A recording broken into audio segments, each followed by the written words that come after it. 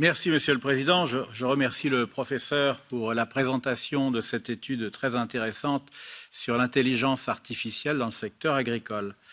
Alors, l'intelligence artificielle, moi, je pense que c'est l'avenir de l'agriculture. Je ne vais pas vous dire le contraire, puisque je suis l'auteur d'un rapport sur l'intelligence artificielle que ce Parlement a bien voulu adopter. Le champ des possibles est tellement vaste qu'on a peine à l'imaginer.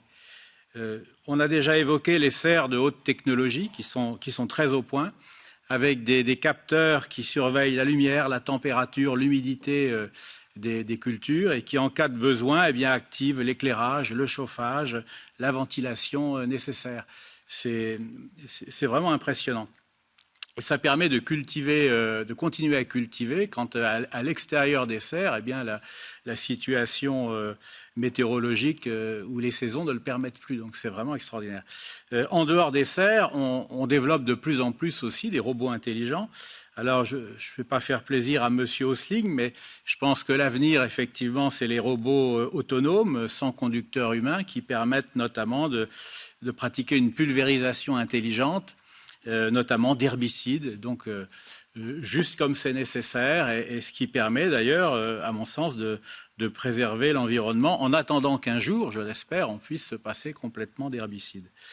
Donc ça, c'est un bel exemple d'agriculture de précision grâce à l'intelligence artificielle. Et puis, dans d'autres domaines, je pourrais évoquer aussi le robot VinScout qui surveille l'état hydrique et la croissance des vignes, et qui est quelque chose qui est déjà au point, qui est utilisé. Et ça, c'est très utile, notamment pour la gestion de l'eau vis-à-vis des vignes. Voilà, alors le seul problème sur lequel j'aimerais mettre l'accent, à mon sens, c'est que ces systèmes sont coûteux et que nous devons tout mettre en œuvre pour assurer leur accessibilité aux exploitations familiales et aux jeunes agriculteurs. Parce que si nous échouons, l'intelligence artificielle, paradoxalement, favorisera la concentration des exploitations agricoles, ce qui n'est pas du tout souhaitable.